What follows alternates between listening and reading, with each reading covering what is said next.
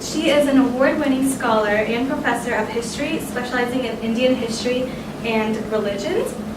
Currently, she is a professor of history at the Department of Social Sciences at Shawnee State University in Portsmouth, Ohio. She holds 2 doctorates in the subject of religious studies from McMaster University from Canada, as well as history from the University of Hyderabad in India. She also researches and publishes on subjects from ancient history and religions, as well as current history of India. She also is an author of Hindu and Jain mythology of Balram and a number of articles on early history and religions of India. She also has a second book called Krishna in History, Thought and Culture, an encyclopedia of the Lord of Many Names in the encyclopedic study of Krishna.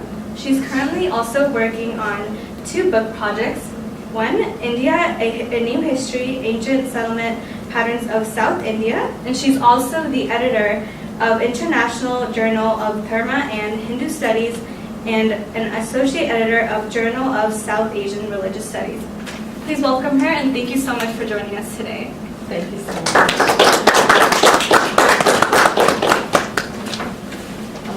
Good evening, everyone. It's really great to be here. And I'll be talking a little bit on the history, what is out there, a little bit, and then I'll be talking about my project. Since I cannot talk a lot about the theories of history, or we have 200 years of history writing, I'll be focusing on 1 or 2 issues. I won't be focusing on a lot, so that's what I'm doing.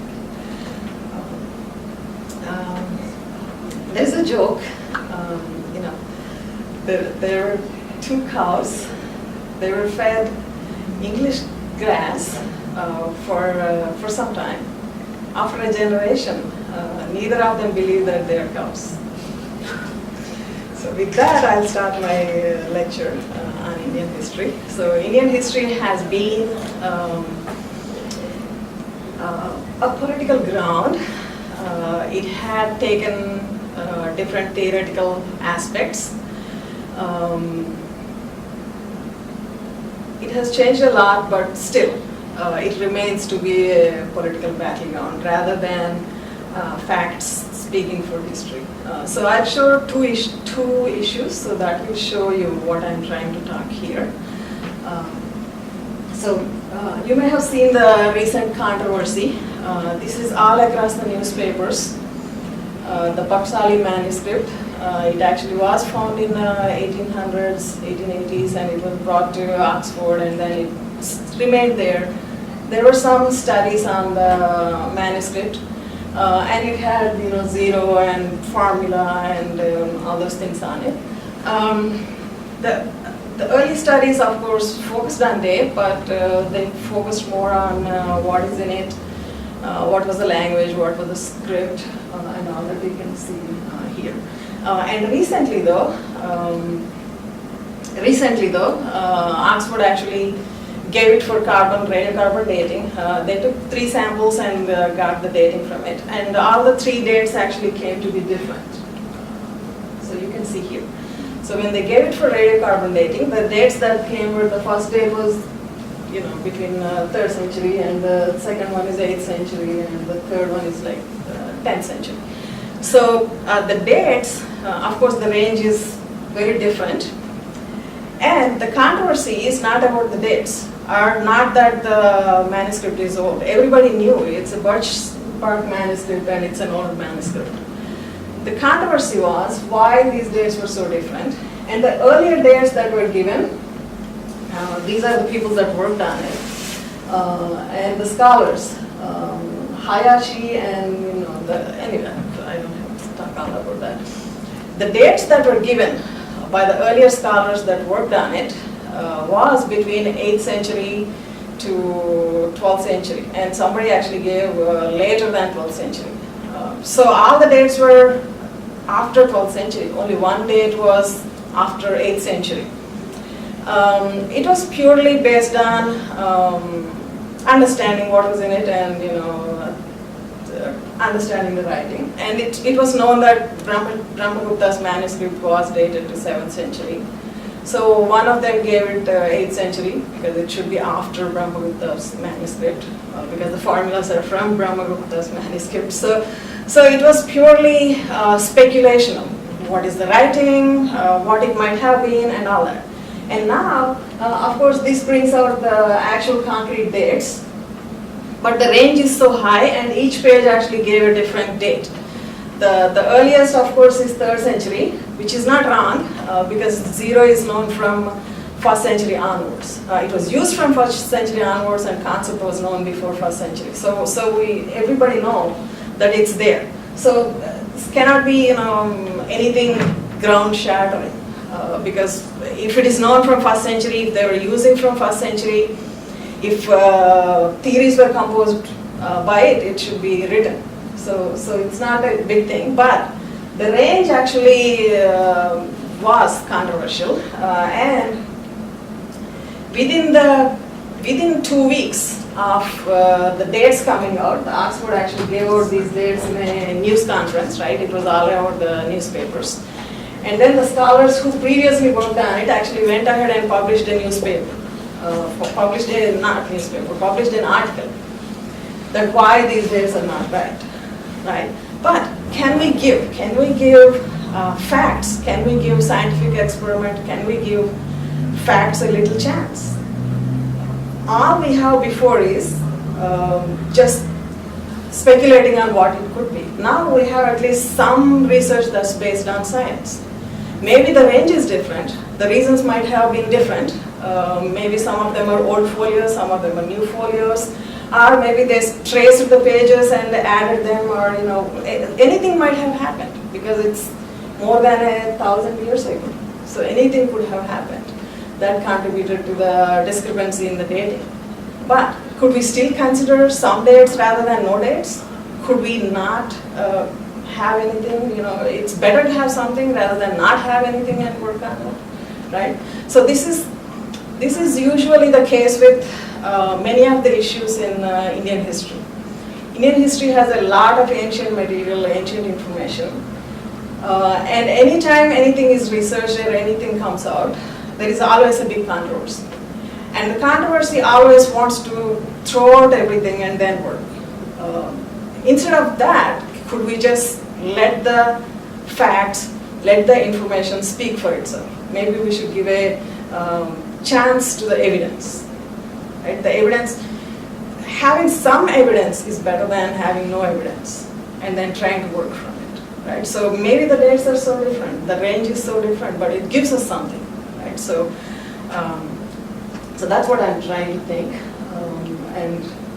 The next topic that I'm going to focus is one of the most controversial topics, and this is about the textbooks, what is written in the textbooks, because I worked on the Aryan migration theory, and I also published an article on how it's not probable that these Vedic bands actually migrated to India.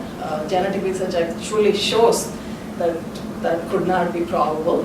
So I'm going to focus on that topic, and I'm also going to talk a little bit on what we have in the textbooks, and then how that is not probable in light of the new evidence. But what is happening is anytime new evidence surfaces, we are always coming up with more arguments and then putting it aside. So instead of putting it aside, let's give it a chance. Let's give the evidence a chance. Let's work on it. So the theory, the prevalent theory, all of you know it, and the Vedic bands, this theory was always there, and this theory was part of Indian history textbooks, and it's part of history textbooks in a lot of colonial states. Indo-European migrations, of course, they were always there, and it had different effect on the histories of different countries. If it is a colonial country like India or Rwanda or Kenya, the theory is two races. So there is this light-colored race that comes in and establishes culture and oppresses the darker-skinned people. If it is not a colonial country, for example, Greece also got the Indo-European migrations, but they haven't changed much. The classical Greece and classical culture, of course, not like the colonial countries you would see. So the cultural change, of course, is carried forward, and it is the two-race theory preserves itself into any kind of class system or any kind of social system that you would find across the country. So colonial countries, Rwanda or India, or that doesn't happen in countries that are not colonial countries. Indo-European migrations, the theory was used in different contexts, but the effect is only felt in colonial countries. And this, of course, the migrations, talks about the migrations and then how they invaded and then changed the culture. It's to the side, I don't know. And this is the next one. So the idea was by 1500 BCE, the book actually says the people in the Indus Valley vanished. Where did they vanish? So if a thriving culture, how would it vanish all of a sudden? So there's, I can't really see it, but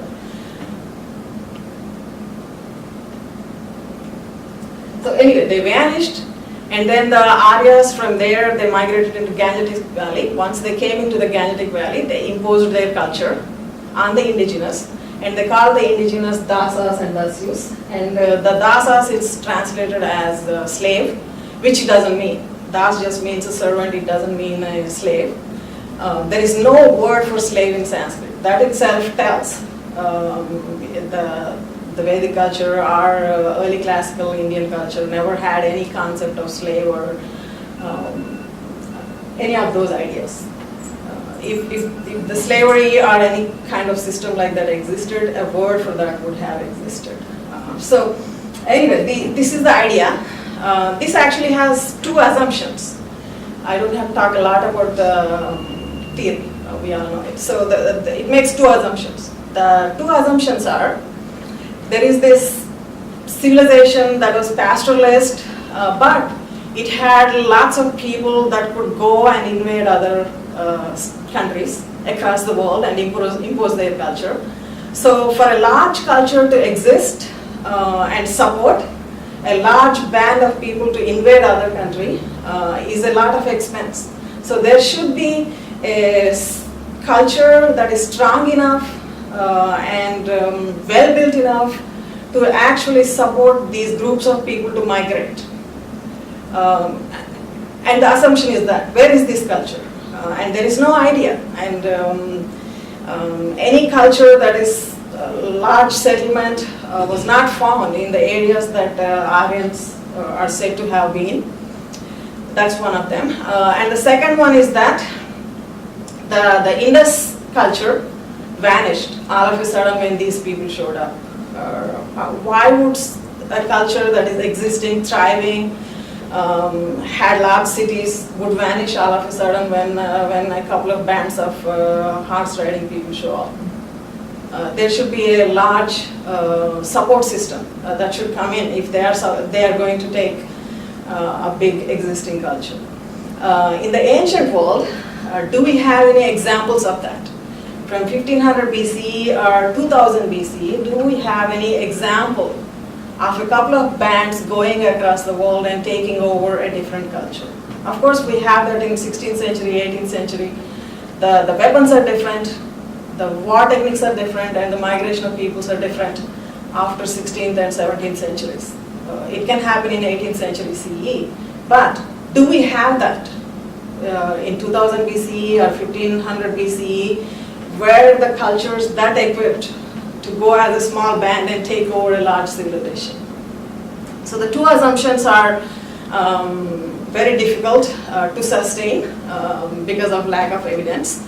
And of course, once the people migrated, there is no evidence for migration though. But once the people migrated, in the ancient examples. If we are looking at ancient cultures in Mesopotamia or across the world at that time, most of the time there were wars, but once the war is done, there is a peace treaty signed and people migrate from one place to other place.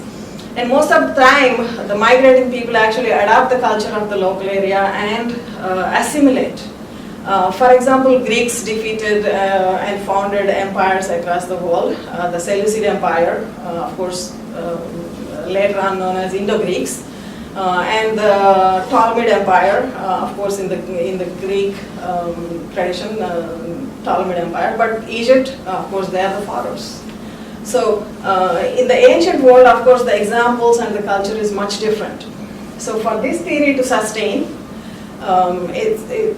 there isn't much evidence. And the other point is, did the class system and caste system that was founded 5,000 years ago, did it stay forever in the same way? Was Indian culture, Indian social system frozen? People did not migrate after that. They migrated only in 2000 and then established the class system, and that got frozen in time. So that's also another assumption. So we can see all that. But for the migration of Aryans, there is really no evidence. So the whole theory to work, there are a lot of assumptions that were made on top of assuming that Aryans came. So the textual evidence, of course, there is nothing. The word Arya, the word Dasa are interpreted, but those are only interpretations. Any migration stories, any origin stories can be interpreted in different ways. So, and of course the Vedic Aryans never said their homeland is somewhere. They would tell if they lived in Caucasus or somewhere, they would tell, right? They have noted everything in their in the Vedas. They said their homeland is Sapta Sindhu region. So Sapta Sindhu region is between Indus and the 7 rivers around Indus. So it goes all the way from Kabul to Maharashtra. So there is no evidence that the land is anywhere else. And archaeological evidence, of course, none. No large civilizations found anywhere to sustain migrations. And linguistic evidence, very slight linguistic evidence, but it also makes assumptions. Do you think everybody who speaks similar language belongs to this ethnic group, same racial group? It hadn't happened in the ancient world, and it doesn't happen now. Everybody speaks English. Doesn't mean that they're all from the same racial makeup. And in the ancient world, people spoke Greek. Greek language was spoken all across the world between 3rd century to 16th century. That doesn't mean they all belong to the same racial makeup. So probably that would have been the same. They all spoke the same language, but assuming that they all belong to the same racial group, they all had the same background, is kind of questionable. And historical evidence, of course, there is none. And where did they come from? If they really came, we should be able to identify, because it's 2,000 years of research. So why can't we find their home? And why can't we trust them on their own words? Right? We are interpreting, Arya, Dasa, this is what they said. Why can't we accept them on their own statement? They said we came from Sapta Sindhu region, so why can't we take them on their own homeland? So we are taking, interpreting everything else, right? So why not do that? And of course, the effects actually shows, the racial migration theory works for colonial societies but doesn't work in Europe. Indo-Europeans went to Europe also, but they didn't do anything. They only changed the culture in the colonial societies. And of course, Greek history also has a mention of Indo-European migration, but it doesn't really have much effect on, or doesn't change the classical history much. So only in India that it becomes a big racial theory. And I worked on it because linguistic theory is not sustainable, and archaeological and historical data is really wanting. So I decided to work on genetic history of South Indian regions and South Asian region. This is not my work, I'm not a geneticist. I just checked all the genetic research that was done by scientists. This is the same argument that I was making. Let's give a chance to the evidence. What does the evidence say? Let's consider the evidence and then understand instead of speculating on this might be that, that might be this. So the evidence shows that this is male genetic lines. Male genetic lines are a little bit younger than female genetic lines. For some reason, male genetic lines did not survive anywhere in the world. Male genetic lines only survived from Holocene. Female genetic lines survived from Pleistocene. So there is a little bit of difference. So male genetic lines we have from 40,000, 50,000 years ago, and female genetic lines we have 80,000 years ago. So there is a time gap, but both of them give us the same information. The male genetic lines, there was some controversy on this, where this line might have originated, but it wasn't put anywhere outside of Afghanistan. So it's beyond the Hindu Kush mountains. So all this genetic evidence that was there, the oldest genetic evidence for male and female lines, come from the beyond Hindu Kush. So the M lines, as you know, L lines are African lines, and then M lines across the world. So the oldest are found in India, and these date from oldest. So M lines, and then the migration you could see across the Indian Ocean, and then by the time it reaches Japan and places, Australia, it becomes O. And then the O lines you also find in North American continent. So you can actually track them, and you can also see the dating. So the dates actually begin here between 40 to 50,000, and by the time it gets to North America, it is 16,000 years ago. So the gradual migration, the gradual mutation are all notable. And the uniformity, of course, you can't have any country having 100% from one genetic line.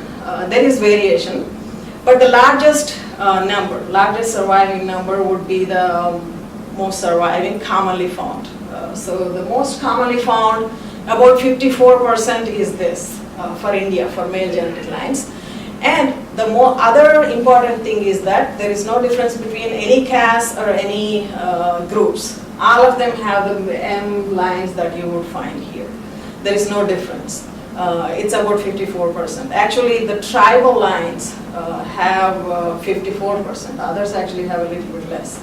So indigenous origin of the lines, as well as existence of large number of population with those genetic lines, and also large number of mutations, which means that they stayed longer there, they actually had more mutations more. So more mutations in India actually shows that more longer settlement, and and importantly there was no special migration or special mutations around 2000 BCE, around the time that the Aryans were supposed to have migrated. So that was not there. It was supposed to have been only male lines, supposed to have been changed the makeup of the country, supposed to have been only represented in the high caste populations, which was not true.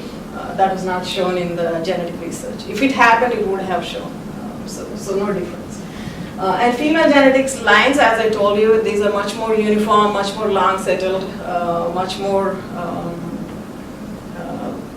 widely distributed. So there is M and N lines, and both of them also gave rise to these different clades, and all of them are found in Indian Ocean region, and their migration is also more smoothly trackable than the male genetic lines. But either way, male and female genetic lines, both of them show that Aryan migration theory could not be sustained. The theory could not work. So what does this do to Indian history? Indian history, of course, is always seen as a sequence of conquests, And I write this theory and I talk to my friends, and my friends tell me, oh, you're making it difficult for us to teach Indian history. It was easier before. We could just say, this conquest and this happened, and this conquest, this happened. So how Indian history is presented. So it was, Aryans, and then Arabs, and then Turks, then Afghans, then Iranians, then Europeans. So every time you have this migration, then there is some change. Other than that, nothing changes. So that's what it is. And Aryans, who would have this theory staying in a textbook for 200 years? Rabindranath Tagore, in his Gora, actually remarks, Bharat is not found in Marshman's history book. And we still have Marshman's history book. Now, Marshman's history book is not history book. It's just an idea of history that is not representative of the story of India. And we still have it 200 years later. It's still the same story, same narrative. Doesn't take into consideration the native history, doesn't take into consideration new evidence, doesn't present the history as it was known to the local people. What people thought as their history is different, what is taught as history in the textbooks is different. The story of Aryans is not known to Indians, it was given to them. And the story of conquest, the story of cultural change, all these are given through the textbooks. It was not known, it was not a story that was part of the history of India. So anyway, this is it. So because of that, I began working on my book, writing India and New History. So considering the new evidence, I'm working on this book right now. It considers the new evidence and then gives what could be changed and what changes in Indian history. And the first chapter is the peopling of India, the people. So the anatomically modern humans migrated across the world. Before that you have Neanderthals and Shivapithecus, Ramapithecus, we have all this evidence of early humans, but they were all replaced across the world. Of course there is some mixture, there might be some evidence, but anatomically modern humans replaced human populations across the world. And that happened by Upper Paleolithic period. So by 70,000 years, between 70,000 years ago to 50,000 years ago, there was population change across the world. And it happened in India. And the longest clades, longest genetic heritage survives from India. So we have the genetic heritage, we have the evidence from this early settlement. So the early peopling of India should be the beginning of Indian history. So my first chapter talks about the early peopling and then what was lower Paleolithic and how the culture is different, and then Mesolithic and how during Mesolithic how the culture changes, and that shows the new peopling. Lower Paleolithic is actually the Neanderthal kind of. And then you would see the change. By Upper Paleolithic, of course, the change is even more. And one of the most ancient, oldest paintings in the world actually come from Bhimbetka caves in India that actually date to 50,000 years ago. So these first people, the first human beings who had their genetic heritage 53,000 years ago, they actually lived here, not outside of India, it's actually central India, and the paintings are from there. So we can now see the history and beginning of it and then how it changes. And then this 80,000 years ago to 10,000 years ago, that's what it is. So it's the foundation of history and then how Indian history begins. And the next chapter considers Indus and Vedic civilization together. Indus and Vedic civilization is seen as two different civilizations, but Indus is in the same place that Vedic people claim to be their homeland. So Vedic people claim Sapta Sindhu region as their homeland. So from the Vitasta, from the Kabul river to the Narmada river. And the same place has the cities. So I consider them together. What the evidence of cities tell us, what the evidence of the books tell us. So together, both of them, what they tell us. That would give us a better idea of what the beginning of Indian history is. So this is again, letting the evidence that is there. Let's take the cities, let's take the books. Let's put it together and see what it is. So that would give us a clear idea. And then we have the beginning of empires. From 1000 BC onwards, you have examples of empires, as well as archaeology has a lot of evidence. A lot of these large settlements were excavated across India, so a lot of evidence to consider that. We'll be doing that. And then the next chapter would be Age of Philosophies.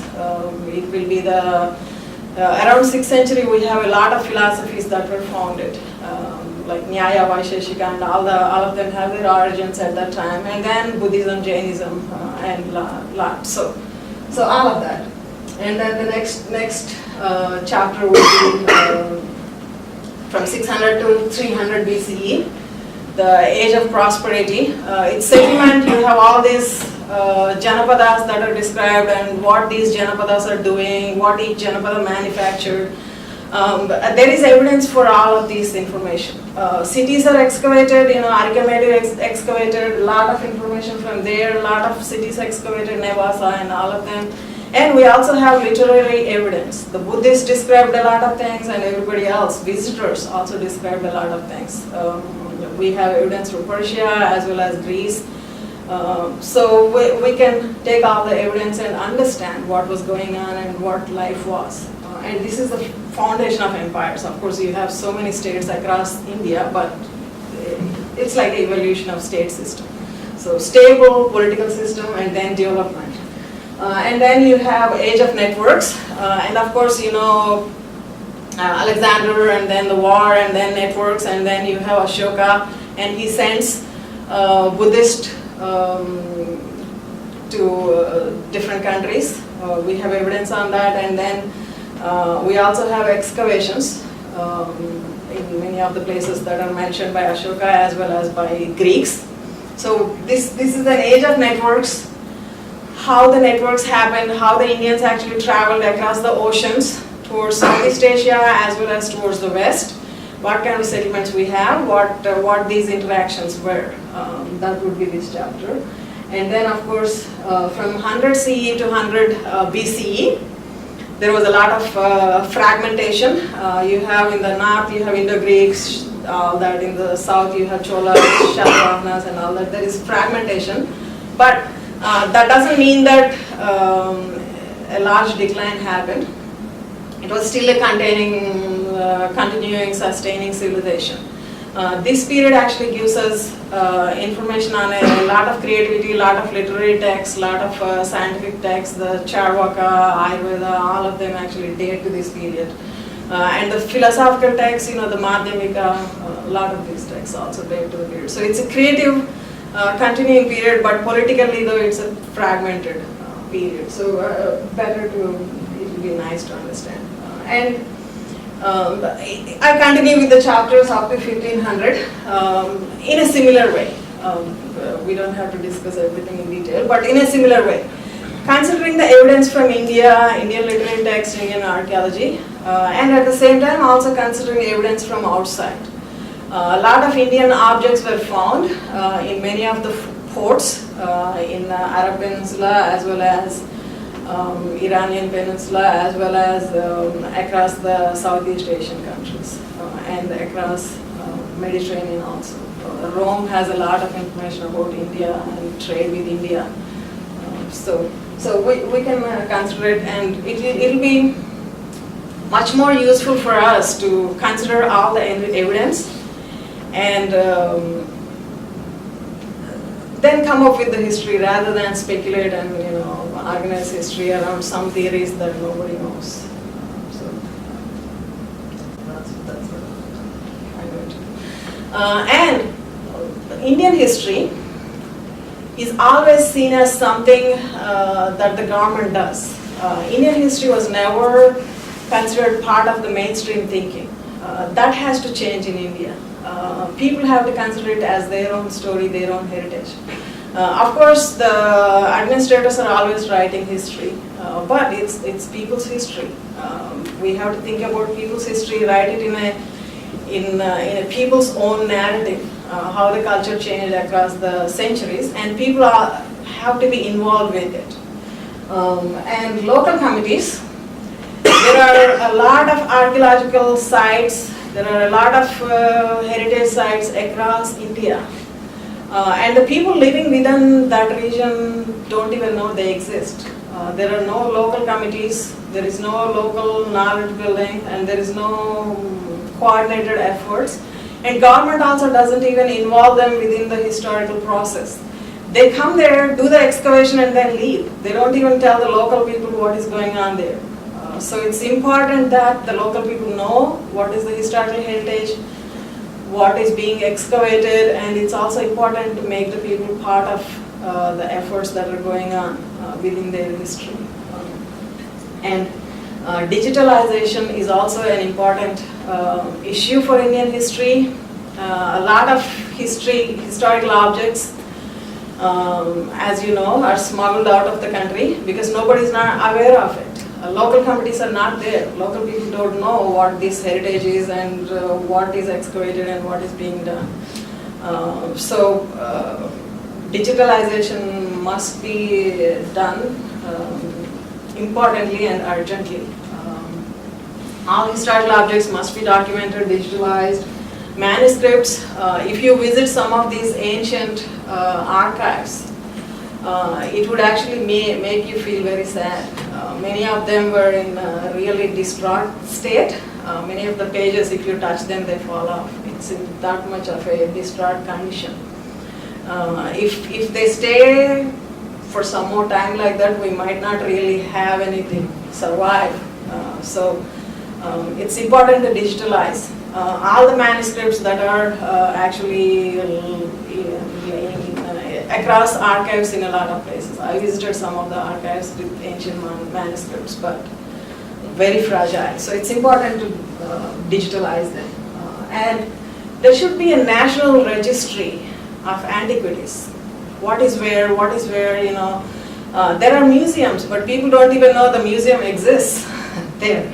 So, you know, a national registry is important, and the museums should actually work in collaboration with the people, not outside the people. They should have the locals to be part of it. And a new government act is also required. The Government of Antiquities and Protection of Monuments Act is really old. It needs a little bit of revising. So that's also important. And educational institutions. The educational institutions should be proactive. The universities as well as the schools within the area should actually take their students to visit these historical places, know these historical places, and have the students understand the importance of historical heritage of each region. India actually has, the settlements itself actually dates from 50,000 years ago. And most of the caves, many of them, even smaller caves like Betamchula caves, also have paintings, and people don't even know them. So it's important to know these things. It's important to have the local communities work along with the archaeology and along with the government agencies. That's the only way that Indian history, Indian heritage could become part of the national narrative. Otherwise, it's difficult. That's all I have. Thank you very much.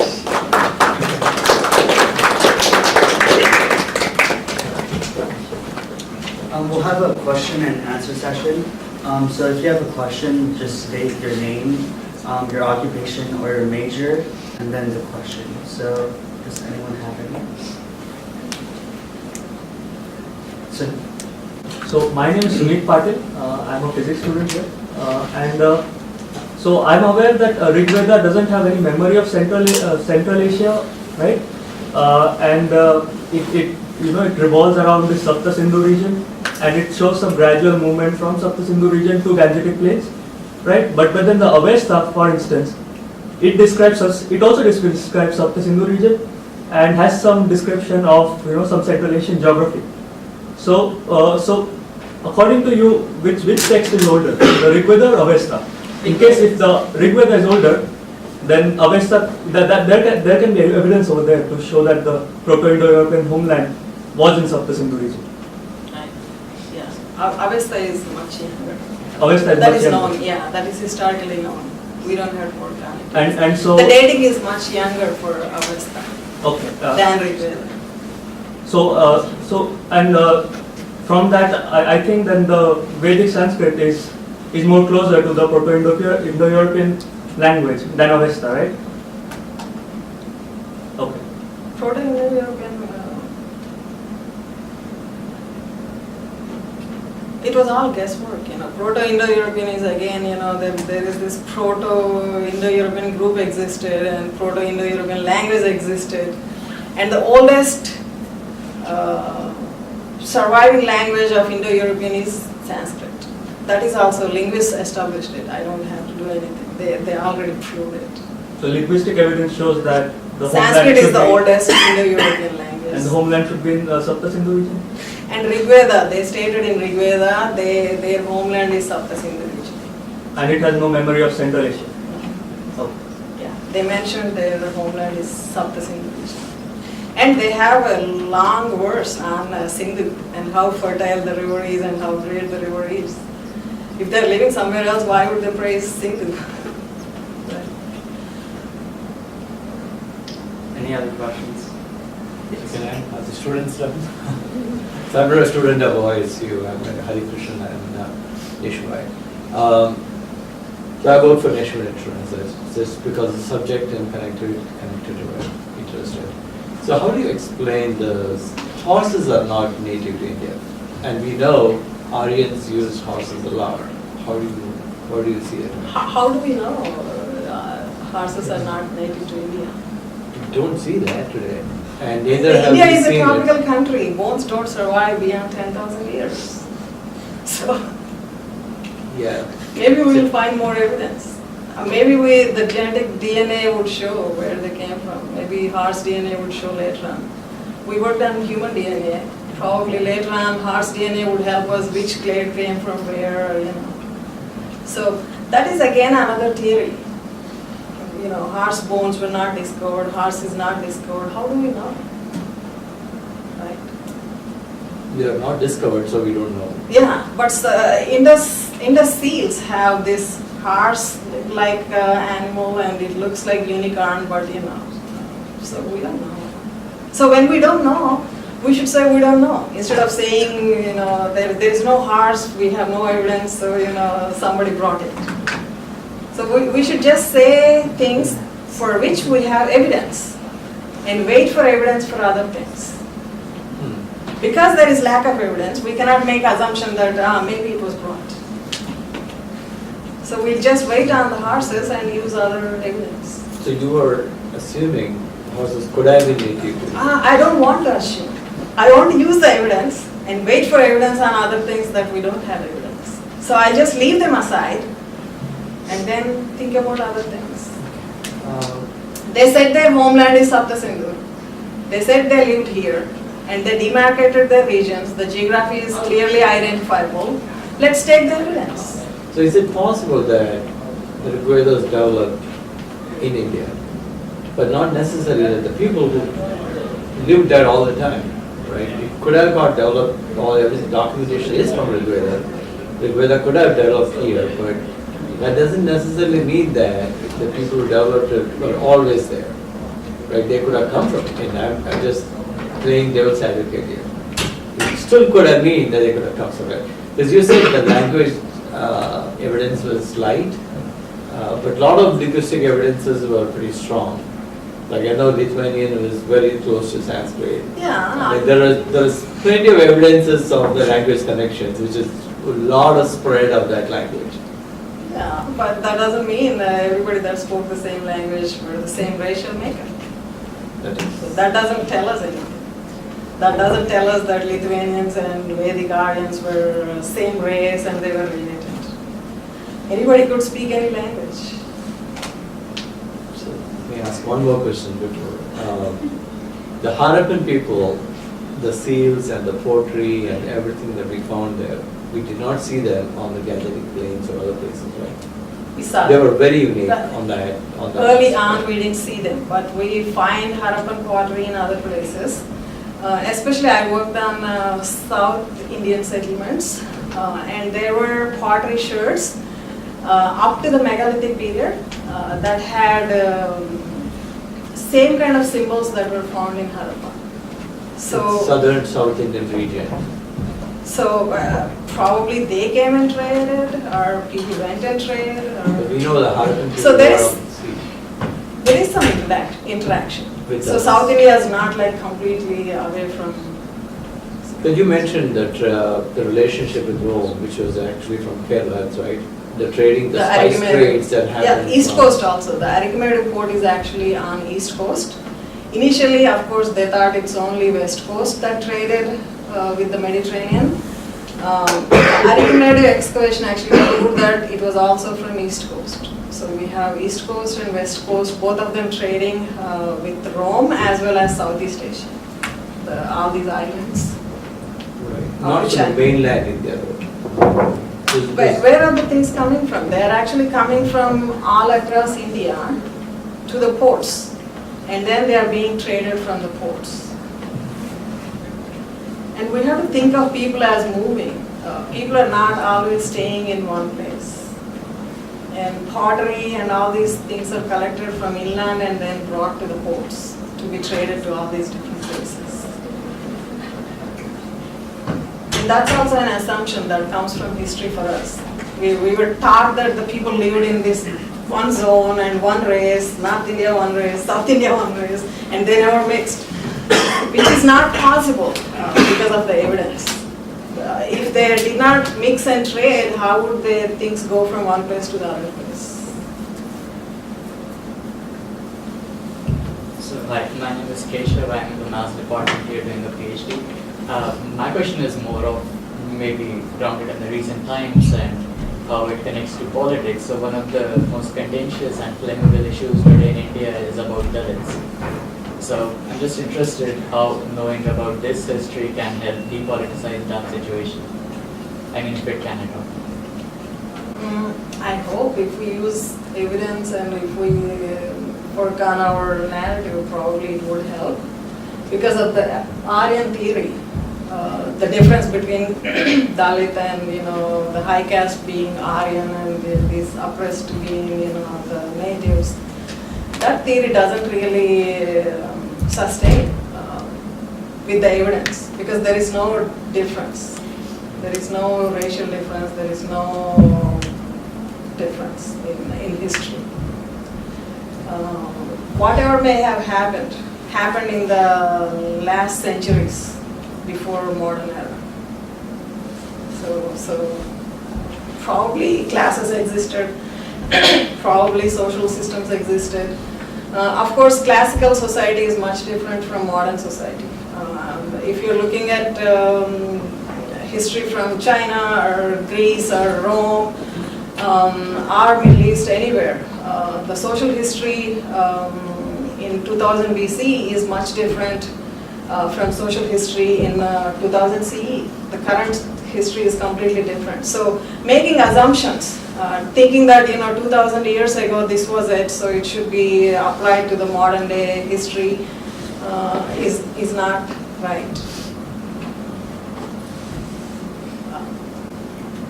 I'm Prasad Mokashi, I'm a professor in mechanical engineering. If you read this comment, common people should not be disenfranchised from their history and heritage. So it leads me to believe that for some reason they are disenfranchised at the moment. And if you if you look at an attempt to rewrite history has failed in the early 2000s. So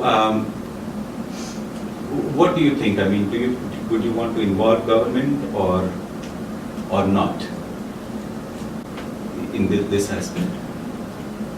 I'm actually talking about the long-term goal on how to protect the culture and heritage of the country. Because it is a very politically sensitive issue. You Yeah. mention anything and Yeah, who knew, right? I thought only Hitler believed that these people went and changed the culture across the world. But it seems, India still believes it. Nobody else believes it. right. So that's why it is politically contentious, because they were made to think, made to believe something. So if we can have the evidence come out and speak, probably the historical record would be straight. And it's also important to make people part of the historical process. There are historical settlements dating back to 3,000 years ago, 4,000 years ago in many villages. And archaeologists actually come excavate there, don't tell the people anything, and then they take everything and go. If people know this is what their land is, this is what the culture is, this is what happened 2,000 years ago, they would be much more involved and the history would be much more organized rather than being political like this. Now we have this big committee that sits and decides what is right, what is not right, and people really don't know what's going on. If people know it, if people are not disenfranchised, that comes to us from colonial history. The colonial history is written only for administrative purposes, and it still continues, and we should not do that. We should actually have bigger committees considering history, considering local evidence, and of course having local committees is very, very important, so that the local heritage is not destroyed, not carried away, and at least the historical heritage stays for the next future generations. If the narrative and if the protection is not changed now, of course in 50 years I can't really imagine what would it be. Right. So We have I already guess- forgotten. India had already forgotten its history, its evidence. All it has is these colonial historical theories and books that were curated 100 years ago. They were still being taught, and people are not aware of their own heritage in their own region. For example, Chandraketugarh, a lot of excavations, lot of information. The people living there don't know it. So, and it's not in the books. And I found that when I was growing up also, I studied the South Indian history, and I did not know all those things. The things that people around me told were, the stories about there were megalithic monuments and all that. There were stories about that, but that was not in my textbooks. I only found out about it when I started my PhD. So it's that that has to stop. People should know what is their history, And also, I mean, not just the story that is told by the administration. most of our tradition is oral tradition, where things are just told from one person to the other, Yeah, and colonial history seems to be more written. yeah, Okay, and then what happens is, I mean, if you even generally talk with people in rural areas, you tend to know many more things. yeah. So, I mean, maybe one of those aspects here could be what oral traditions have to offer. Oral traditions have to be recorded. Yeah. That they have to be recorded also. That's also very important. That's part of the local committees. The local committees should record the local stories and protect the local monuments. It should be local involvement, not just one official that comes from somewhere else. That's the only way to protect historical heritage. Hi, I'm Nivedita and I'm studying statistics here. So I really like this idea of having evidence-based history, but what I'm concerned about is that you're writing this book, but how do you envision to take it to the classrooms? Because right now our history is replete with, facts mixing with folklores or urban legends or stories, and nobody clearly knows what are the facts and what are fiction. Right? So how do you propose on bringing all these history to the classrooms? I have no idea how it goes to the classroom. And classroom textbook making is very questionable. In India, it's committees and nobody knows what's going on. And here in America, you have the private companies having the textbooks. And professors are just asked for a guideline, all we give them is, the guidelines on what could be included, that's about it. I don't know who exactly writes them, so I don't know how the textbooks are going to change. So probably when people know and people become active participants in the local history, then they will ask them why this is not in the text. So hopefully. Yeah. But changing the textbooks, I don't know, it's not that, it's an uphill task. Any other questions? So are there peer reviews and journals and things like that in history? Like, that's what happens in science, right? You know, you come to a journal interview because you get peer reviews and critiques and it gets published. What happens in history? So you have this one, does your peers review this and agree with you or critique you? Or? Yeah, but That happens or doesn't happen? it happens. But there is a scholarship that was given to having, it needs to, I think maybe take some time. It's difficult for people to change. Some people grew up thinking and learning some things as facts. The Indo-European theory is only a theory, but it has been taught as a fact. So it's going to take some time for people who learned it. They're not going to give it up so easily. So it might take some time.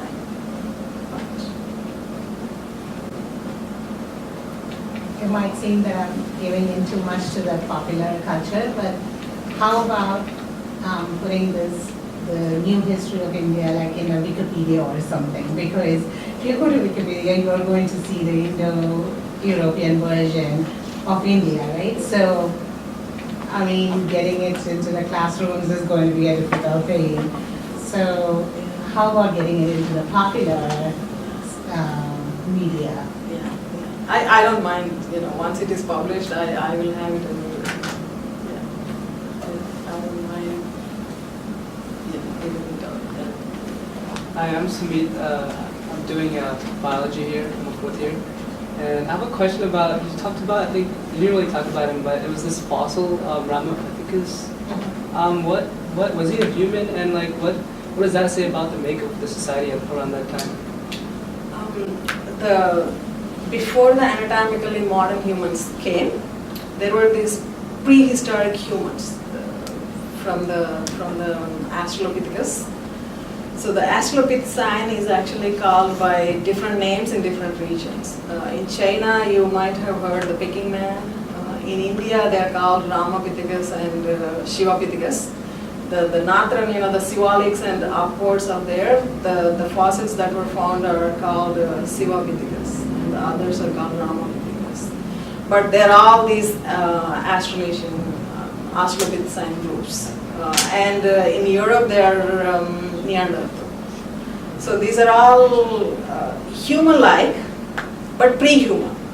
So these are hominids, but the next group that came is hominins, and those are the anatomically modern humans.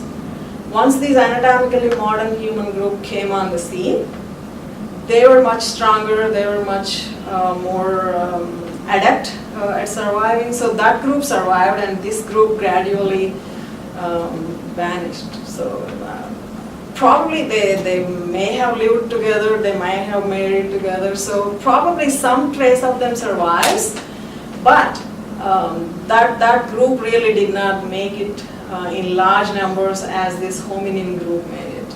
So the anatomically modern human group is what you see across the world. The early group was gone before Mesolithic. You would find some traces of it in Mesolithic, but that's about it. So you would find it sometimes across. Some people are coming and saying, this is the last evidence of Neanderthal, this is the last evidence of, but continuity is questionable. The anatomically modern humans, the DNA is much more widespread, and the continuity is noted in all these genetic research. So other group, the continuity is not noted. It can be found. I'm not saying it's completely done. Any other questions? I actually have a question of my own.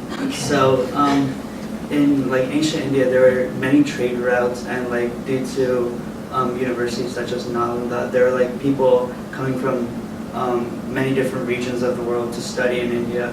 So, is there any possibility of Indian history like migrating to these regions where other people originate from, like that we found? Yeah, the Southeast Asia, Mhm. and there was a research done, there was an excursion done on the coast of Arabian Peninsula. Okay. And there was found, and she thinks there is an evidence of Indian settlement there. Okay. But Southeast Asia always had Indian settlements. So is that So the two? people went and settled in other places also. Okay. So is Not that? that just others came. Others came to India and Indians also went outside. So India is an open civilization, even in ancient world. Okay. Cambodia is an example. Yeah. So when like putting together all this history, are fragments of it from these different regions, or mainly the regions looked at? Yeah, that's what my chapters would be. I will be doing that. Okay. So when I speak about, I think my 6th chapter is about Southernization. Okay. There is a term coined by Linda Schaefer. She's a historian. She coined the term Southernization in the same way as Westernization. So the West went and across the oceans, and then Western culture spreads, modernity and all those things. The same way, language, and the same way, Linda Schaefer thinks everything, the culture that was founded in India between 3rd century to 6th century actually went across the oceans. The religion, the Buddhism, the Sanskrit, and all this. So she uses the word as like pre-Western civilization, but it's Southernization. So that's the word that she coined for it. Okay. So I have a chapter on Southernization. Okay.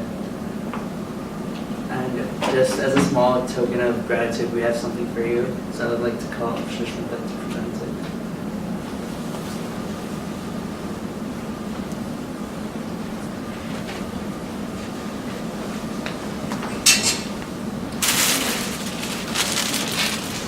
Thank you so much. Thank you so much.